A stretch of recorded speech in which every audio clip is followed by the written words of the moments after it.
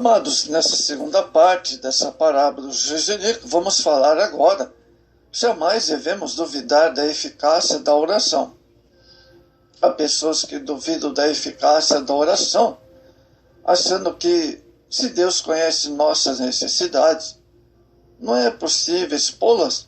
Entretanto, embora o Criador de fato conheça tudo que vai em nosso íntimo, Jó 42, verso 2, bem como o que necessitamos, a súplica proporciona a quem ora um bem-estar muito grande.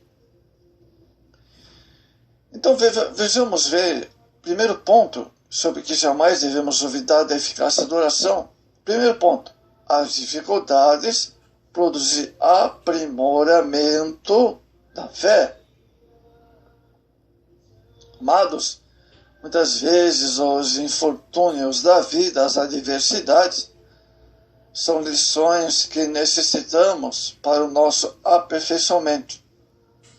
Tiago, capítulo 1, e o verso 1 ao 8. Assim, a oração nem sempre removerá o sofrimento, mas trará a compreensão necessária para o aceitarmos. Se os problemas continuam mesmo com as orações, é bom, amados, insistir nesse propósito. Jesus nos recomenda orar sem nunca deixar de orar. Lucas 18:1, o Mestre nos recomenda. Segundo ponto importante, os cristãos não devem cessar de orar. A viúva suplicante foi repelida várias vezes pelo juiz. Porém, não desistiu de sua intenção. A oração não se destina a efetuar qualquer mudança em Deus. Deve conduzir a harmonia com Ele, comunhão com o Senhor. João 15:7. Seus pais terrestres sabem dar boas dádivas aos seus filhos. Quanto mais não dá o nosso Pai do céu, o Espírito Santo, aqueles que pedirem. O Senhor Jesus fala em Lucas 11, 9 ao 13 sobre esse assunto. Amados, o juiz durante um longo tempo se manteve com a mesma determinação a respeito da postura tomada, a de não fazer justiça em favor da viúva pobre. Mas sabia que ele, até onde essa mulher podia chegar na luta pelos seus direitos. Passaram talvez anos e o juiz continuava na mesma negligência e displicência, sem se impor com um assunto, não por convenientemente, não por conveniente, mas porque a rotina e desinteresse. A mulher continua inflexível na insistência diária, amados. Cada vez mais perturbadora para os ouvidos do juiz. Pouco a pouco o juiz vai perdendo a firmeza. Começa a pensar sobre o que fazer, sobre como sair da confusão em que entrou. É claro que ele não tem a menor pena da viúva na parábola. Também é claro que não se importa com a lei de Deus. Além do mais, tem muitos outros casos com os quais se preocupar e muito mais proveitosos. A mulher, porém, é invencível. Terá que fazer alguma coisa. O tempo não dá para a situação continuar na mesma condição, um dia após outro. Até que uma certa manhã, o juiz não aguenta mais na parábola. O grito da viúva e a sua atitude insistente são mais fortes do que sua displicência e a falta de princípios religiosos e éticos. já cheio de clamor cotidiano da viúva, cede e faz a justiça requerente na parábola. Maravilha, né? Terceiro ponto importante, Deus amorosamente atende às nossas orações. A certeza que Cristo nos dá acerca da vitória é ampla, pois fiel é aquele que prometeu. Hebreus 13:5.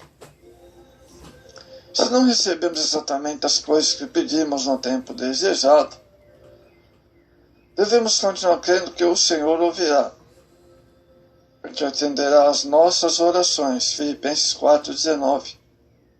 Amados, somos tão falíveis e limitados, mas nosso Pai Celestial amorosamente atende às orações, dando aquilo que é para o nosso maior bem. Romanos 8:26-27. Outra ênfase da mensagem, a igreja deve seguir o exemplo da viúva. Amados, a petição da viúva, faz-me justiça contra o meu adversário, representa a oração dos filhos de Deus. Satanás é o grande adversário, é o acusador de nossos irmãos, de dia e de noite perante Deus. Apocalipse 12:10, trabalhando para enganar e destruir o povo de Deus. João 10:10. Então, o primeiro ponto sobre que a igreja deve seguir o exemplo da viúva é o seguinte: o cristão deve perseverar até o fim. O juiz descrito na parábola não tinha respeito ao direito nem piedade pelos sofredores. Ele sabia que a causa da viúva era justa, mas, mesmo assim, não quis ajudá-la. Apesar da dureza de coração do juiz cínico, tanto insistiu em sua petição, que o juiz, enfim, consentiu em atender a sua causa. Ainda que não tema a Deus, nem respeito aos homens, todavia, como essa viúva me incomoda, e de fazer justiça para que, enfim, não volte e nem me importune muito. Lucas 18, verso 4 ao verso 5. Ora, refletindo consigo, amados, o juiz percebe que continua sendo o mesmo, continua sendo a importância a Deus e aos homens, continuam egocêntricos. Todavia, está incomodado, terrivelmente perturbado pelo pedido da viúva, muito egoisticamente. Pensa que a sua reputação poderia sofrer um certo prejuízo e, com isso, poderia perder a credibilidade. Por causa desses pensamentos é que acontece a mudança de atitude do juiz. Apesar de não temer a Deus nem respeitar os homens, essa viúva está me incomodando, dizia o juiz, tanto que eu vou lhe fazer justiça para que ela não me acabe me incomodando mais. Amados, a frase final do juiz foi objetivo de muitas interpretações. O verbo utilizado no texto original grego significa bater debaixo do olho ou debaixo do pômulo. É um termo técnico que vem do vocábulo boxe. Por isso, derivação, esse verbo era usado para dar a ideia de importunar até exasperação. Se alguém de mau humor, mas também significa difamar, fazer perder a boa reputação. Segundo ponto aqui importante, o cristão que ora alcança a misericórdia de Deus. A mulher que rogava a justiça ao juiz, perder o marido, era pobre e sem amigo. Ele não tinha meios para readquirir suas propriedades arruinadas. Do mesmo modo, pelo pecado, o homem perdeu sua ligação com Deus. Em si mesmo não tem meios para a salvação. Entretanto, porque somos aproximados do Pai. Os filhos de Deus são aqueles que chamam das trevas para a maravilhosa luz, a fim de brilhar como luzes em meio às trevas do mundo. Filipenses 2,15. Terceiro ponto importante, em Cristo somos mais que vencedores. Se o juiz injusto contra a sua vontade faz justiça a uma viúva, será que Deus não fará justiça aos seus escolhidos que suplicam dia e noite? Se uma viúva consegue o que deseja de um juiz sem princípios bíblicos, será que não conseguirão os eleitos de Deus vivo benefício ainda maior? Romanos 8, 37 ao 39. E o homem faz por egoísmo e conveniência, não fará Deus por amor e compaixão? Jesus recomenda aos cristãos amados que orem sem interrupção, suplicando de modo insistente a intervenção, misericórdia de Deus. Diante da mudança de atitude do juiz, o Senhor diz aos seus discípulos: prestai ouvidos ao que diz o juiz injusto. O juiz, qualificado pelo Senhor Jesus, também como injusto, ou seja, cético em relação com a religião e insolente com os homens, sem princípios morais, só guia pela conveniência e critério de utilidade, que predispõe a um comportamento despótico. Ele não reparava nas pessoas, mas no modo de servir dela em proveito próprio. Jesus, porém, disse aos seus discípulos: prestai atenção ao que diz o juiz injusto. Por quê? Muito bem. Porque o juiz muda de atitude, mas não de intenção.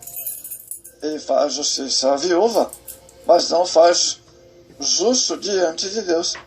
Muda o comportamento, mas não o coração. Não faz mal, mas faz mal o bem. Não é virtude o que leva à decisão dele em favor da viúva, mas o por egoísmo. Para ele, a justiça é um instrumento de poder e autocomplacência, não de serviço, nem de verdadeiro amor. Presta atenção, Jesus falou, porque a mudança de opinião do juiz foi conquistada pela pobre viúva, porque ela não retrocedeu no seu empenho. Presta atenção, porque a perseverança na súplica pode obter uma decisão diversa, até o coração mais frio é endurecido. Presta atenção, porque a fragilidade pode triunfar sobre a prepotência e a perseverança sobre a injustiça. Para concluir, a parábola termina com uma pergunta temerosa. Mas quando o Filho do Homem voltar, será que vai encontrar fé na terra? Verso 8. Será que Jesus vai encontrar a fidelidade ao Evangelho, a firmeza nas perseguições e solidez, diante das ameaças das falsas doutrinas, invejas e perseguições diversas? Porque realmente importa não é saber quando Cristo virá, mas estar preparado. O cristão está preparado como a viúva e levar a Deus em oração perseverante, cheio de confiança. Portanto, perseverança em oração.